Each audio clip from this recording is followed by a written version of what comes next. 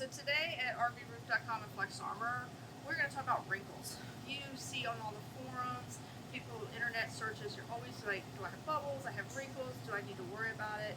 What should I do? That kind of thing. So we're trying to put together some information for you to figure out, is it just lack of glue, bad workmanship, or do you have an actual water intrusion problem? And also ways to fix those things so you don't end up with a repair like this one that came in where it was blowing up in the front and somebody patched it for you. So we'll be going through this one and a couple others that have come through lately with bubbled up roofs or just wrinkles and bubbles in general. All right, so here is a grand design with a bunch of bubbles in the membrane, and we always have trouble finding good examples to show people. But when we pulled this one back, as you can see, the glue was definitely not applied evenly. It's got a lot of dips in there. So everywhere there's a dip, there was a bubble or wrinkle. So that was what was causing this appearance. If you see this and your wood is solid, you don't need a new roof. It's more cosmetic. It's not the best, but it's not going to leak as long as the membrane's intact and all your seals around your components is solid. Same thing when you see wrinkles in between the plywood. Okay. A common thing you see on the forums is people talking about how they have a wrinkle between the plywood seams on their rubber roof. This is why you typically see it. You see this kind of wire mesh tape you see over that seam. That is to provide that the rubber will not bond right here at the seams. It makes the rubber stay a little loose there so it can stretch when movement, heat, contraction, air pockets. So sometimes, yeah, you see more of a wrinkle than you do other brands. Probably has to do with your RV design, how much it might flex, what different temperatures you've gone through, that kind of thing. But seeing a wrinkle at the seam of your plywood is not uncommon and is not an indicator something's wrong.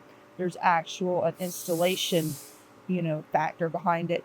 It's designed to do that so that if you have a lot of movement.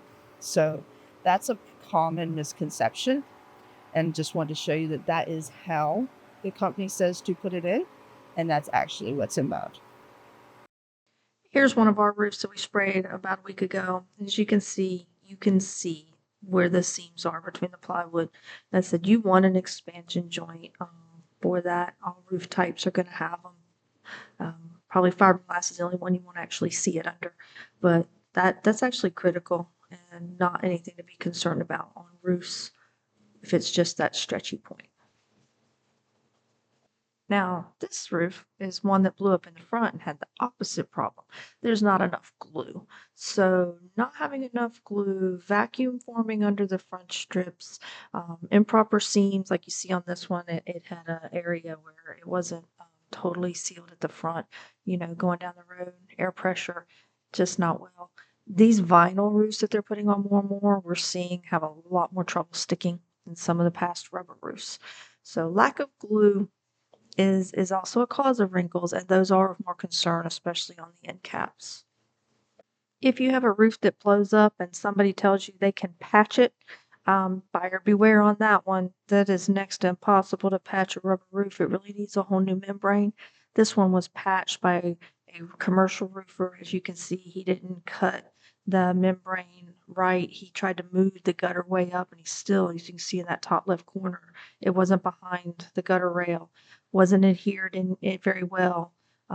Heavy duty EPDM or vinyl membranes designed for commercial roofing don't always equate well to RVs, especially because they don't usually know what they're doing. Here's where you do worry. You see wrinkles like this, you notice it looks kind of wavy across your roof. I was trying to show it, it's kind of hard. And there you go. That's how you know when your wrinkles or stretch marks might be something to worry about when it's getting mushy underneath. It's usually because there's been a hole like we showed there at the beginning. But if it's not solid underneath, that's how you know you have that's not just a wrinkle from stretching or lack of glue. This is a serious issue, and you need to get it in some place, get it opened up, and that's when you definitely need a new roof. This one was caused by a very small cut, so not enough water coming in that an owner would have noticed it.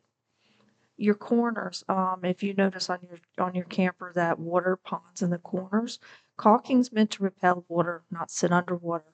So what happens is with time, that water will seep through those caulking joints in those corners.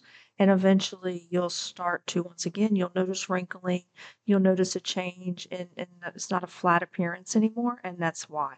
The same thing. The wood has just started to disintegrate, the rubber's come loose, and that's why you have the wrinkly appearance, but you also are gonna have mushy underneath.